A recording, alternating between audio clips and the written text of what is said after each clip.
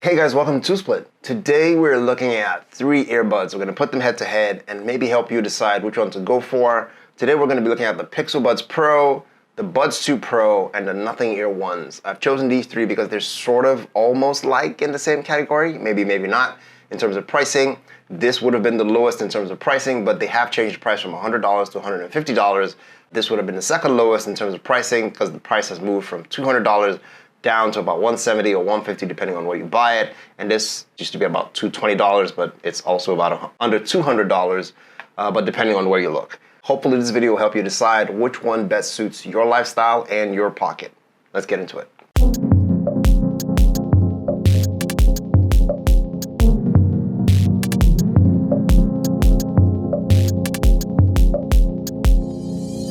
Starting with something that's not technical at all, let's talk about the unboxing experience so you know what you get when you get to the store. Of the 3 of them, the flashiest unboxing you're gonna get is from the Nothing Ear ones. Because of that whole retro style case, it comes in a case. So there's a box that covers a silver box, then a bunch of boxes in there for the extra ear tips, the USB-C cable, and then the housing itself. In comparison to the other 2, the Pixel Buds Pro and the Buds 2 Pro, their boxes they're pretty okay. They're good experiences, but you know. With the fundamental difference being that in the Pixel Buds Pro, you will not be getting a USB-C cable. Why? Because Google thinks there's a big chance that you probably already have a USB-C cable at home, and being that they're universal, it will charge your buds up anyway. But good to note that the other 2 will give you that cable along with extra ear tips, but the Pixel Buds Pro will not. So the case design. Again, the flashiest case design you get here is from the Nothing Ear one. They have this retro look, they're transparent whether you get the black or the white ones. You know, it looks like a cassette tape and has like a little dimple here that can act as a fidget spinner, albeit not an equilaterally balanced one, doesn't matter. But it is sort of like one of the coolest cases. However, it will leave the biggest footprint in your pocket. It's not the most convenient for all jean pockets. It's more likely to fit better in your backpack. In comparison to the other 2, which are really close in my opinion. They both have a matte finish. They're both really convenient to hold in the hand. This is more of a squircle with equilateral sides. This is more of an oval with a flat edge. In my opinion, this will fit more comfortably in most pockets. This will fit also really comfortably, but this takes the cake in terms of ergonomics, slip into pockets or convenient locations. Other than that, all 3 support wireless charging. All 3 require you to pair them while they're in the case, so you can't just pair them when you're wearing them. The only difference being that the Pixel Buds Pro and the Nothing Ear ones have dedicated buttons on their cases, so when you want to pair, you'd have to leave them and press those buttons to go into pairing mode, whereas the Buds 2 Pro from Samsung requires you to open the case and press down on the earbuds themselves. Maybe they figured the button's not important. In terms of ergonomics, like I said, the Nothing Ear one will leave the biggest footprint. The cover is nice. All have magnets that lock the earbuds in place, but I think the Pixel Buds has the most clicky, satisfying cover.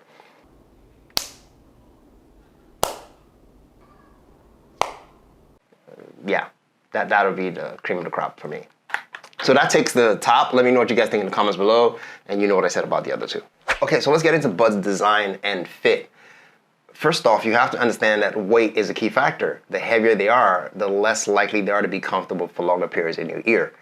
The lighter they are, the more likely they will be comfortable because you just won't notice them in your ear. But also design plays a key factor. So it's not just about weight, it's how the ergonomic of that earbud is designed. That said, getting into the Pixel Buds Pro, these come in at 6.6 grams, and they have ditched the wingtip from the Pixel Bud A, which sort of locks it into place using your concha for a more barrel-like design that sort of just sits in your ear canal.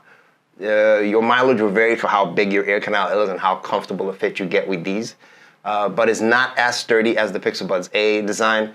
However, they do fit me, like I said, not as snugly, but they will fit and they'll give you a decent seal. And they are comfortable, but maybe not as comfortable as our next pair, in my opinion. And that would be the Samsung Buds 2 Pro.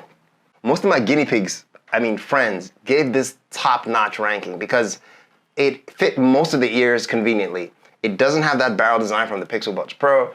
that goes in and sort of obstructs you, but it does sit on the outside, has an external matte finish to give it a bit more grip, and it was pretty comfortable. They come in at about 5.5 grams, so slightly lighter than the Pixel Buds Pro, which again aids in terms of comfort. Personally, I preferred the fit and comfort of the Pixel Buds Pro, but to be honest, when I did try this for the same duration, this was less likely to get noticed when I moved around for longer periods.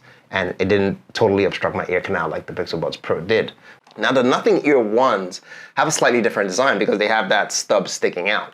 They are the lightest of the bunch at 4.4 grams, and they are super comfortable. Again, most of my friends said they were really comfortable. They hardly knew it was there, although some people complained that yes, they could feel the stub in the lower ear, but I thought they're just being finicky. They are really comfortable. So if I had to rank them, it'll be the Buds 2 Pro, it'll be Nothing Ear ones, and the Pixel Buds Pro at the bottom of the pile. Again, your mileage will vary depending on if you have satellite dish ears or super small ears. Let me know what you guys think in the comments below. Let's move on to the next section.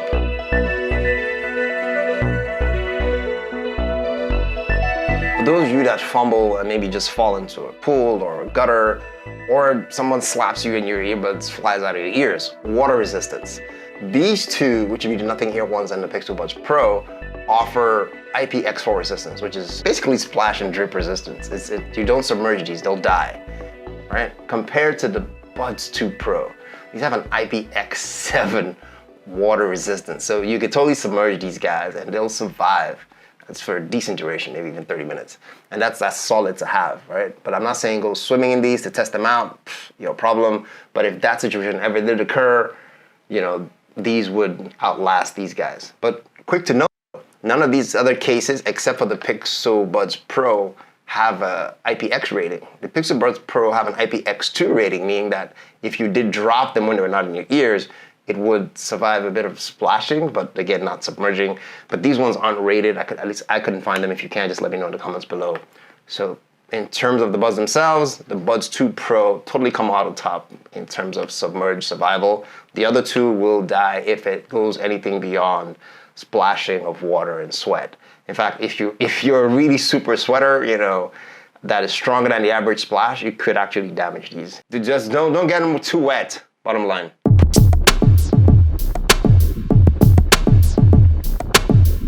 These three buds have active noise canceling as part of their features, and they're pretty cool. These two are very similar, the Pixel Buds Pro and the Buds 2 Pro. The Buds 2 Pro blocks out more low-end frequencies, and the Pixel Buds Pro blocks out more mids and highs.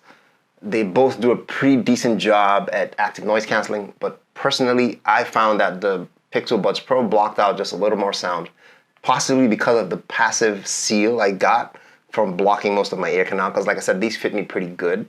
So even before I turn on ANC, I already have a solid noise canceling, as it were, from the passive blockage before I even turn on ANC. Maybe that's why, but the ANC here, I think, technically may be generally better from a technology standpoint, but again, it was a close call for me personally. Let me know what you guys think in the comments below. The worst performing, of course, well, not of course, but the worst performing was the Nothing Ear ones. They did do some ANC. It was pretty okay, but nowhere near the level these two were able to kick out, in my opinion, anyway. So moving on to controls, right? And controls are really important. There's a few key things for me in controls when it comes to volume and being able to navigate your music without having to pull out your phone from your pocket, right? And that's where a lot of earbuds sort of drop off a few controls. One of those that has that flaw would be the Nothing Ear ones. It's pretty limited. To pause and play, you'd have to use a double tap. To skip tracks, it's a triple tap.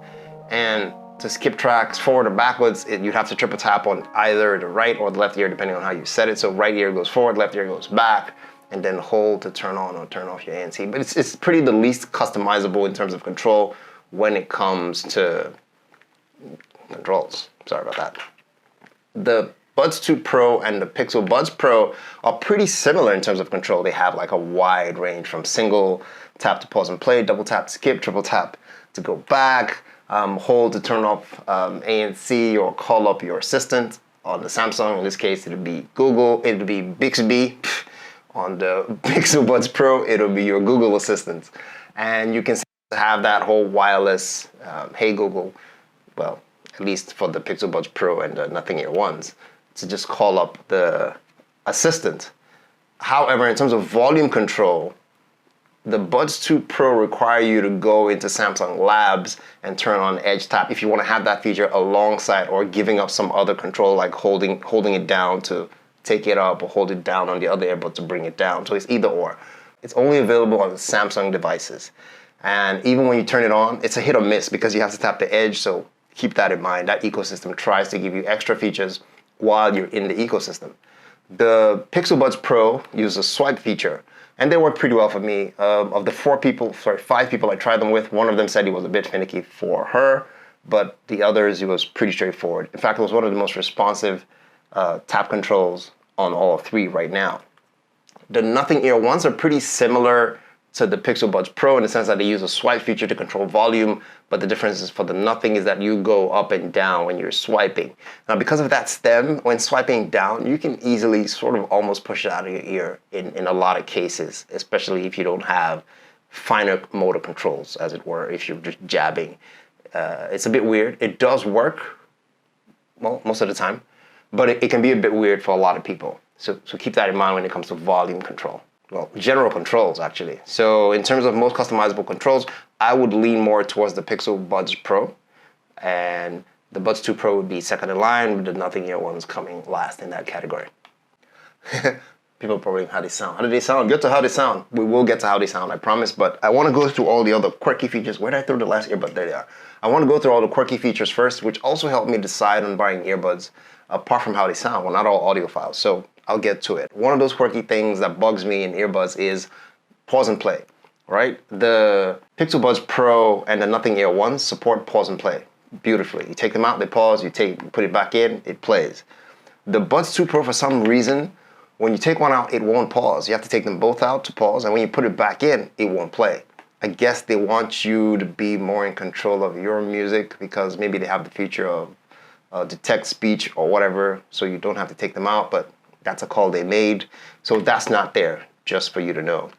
Another weird feature, well, not weird, another feature that's similar to all 3, at least locally, would be Find My Buds and Ear Fitness Test. So the Find My Buds locally here is basically you miss one of your earbuds under the chair, under the couch, when you're gaming or something. You use the phone or the app, and Bob's your uncle. It starts to beep, and you can echolocate it. You can locate it from the sound. Sorry about that joke. That's locally.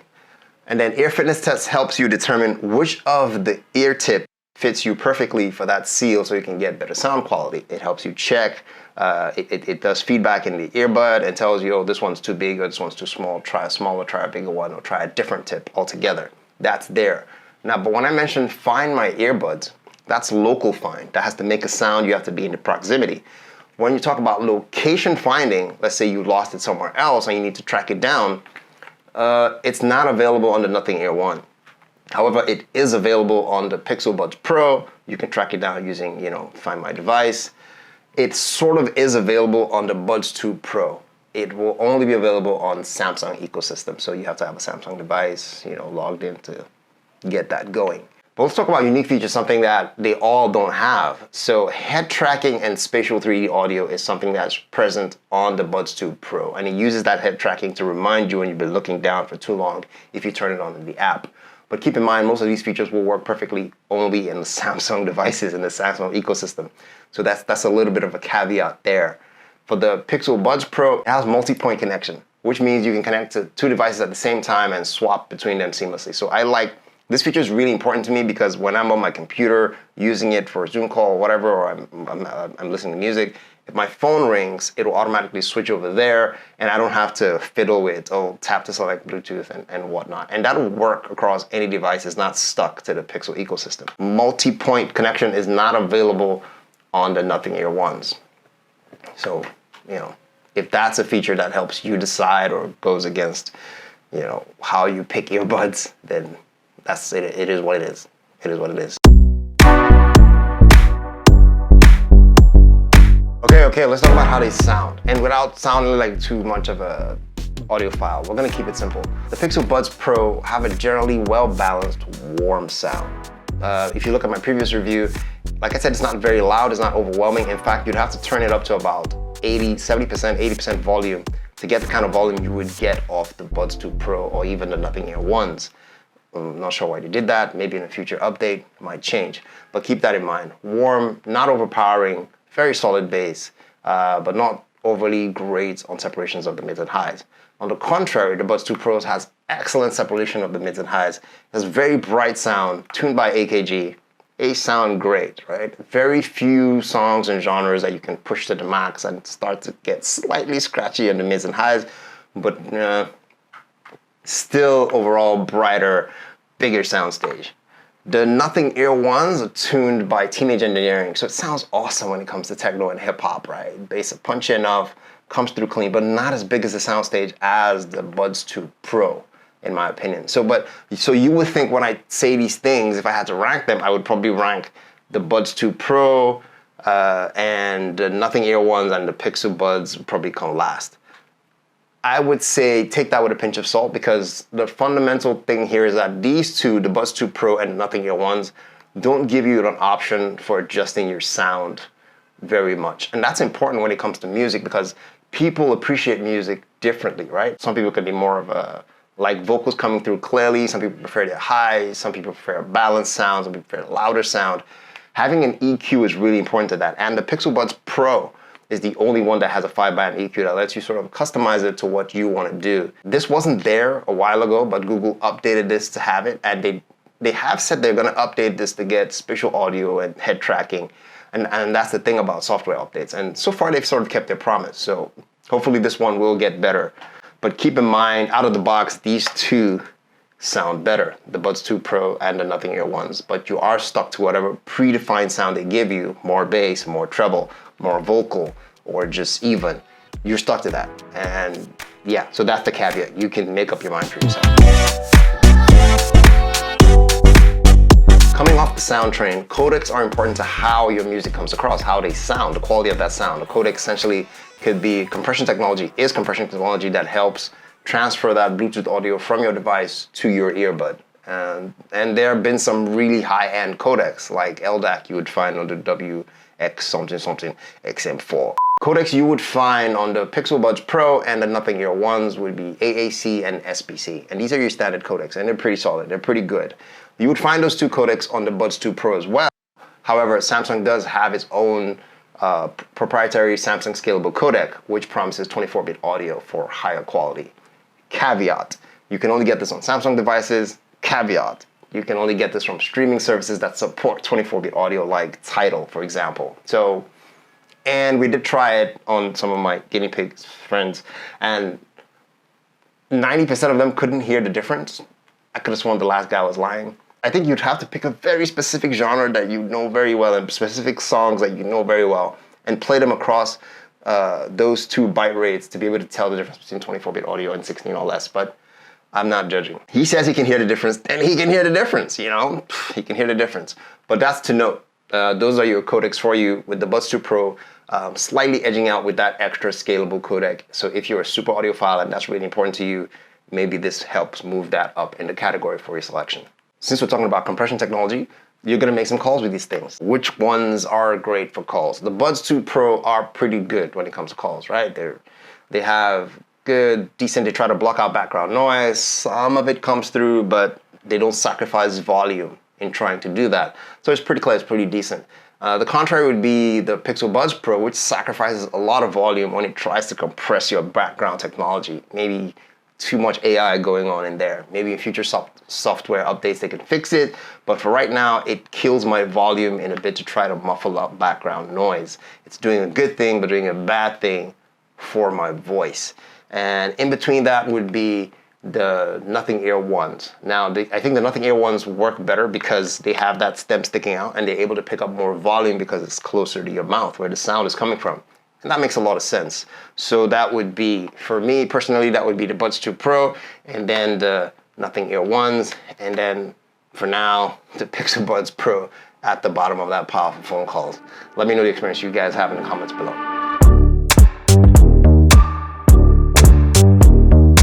And last but not least, There are a lot of other weird quirks, but I think these are all the important categories I personally that I've picked out would be battery life. How long do they last? At the top of the pile would be the Pixel Buds Pro. 7 hours with ANC on, about 11 with them off, which is a lot of sound, a lot of life for bumping ANC, and it's pretty solid.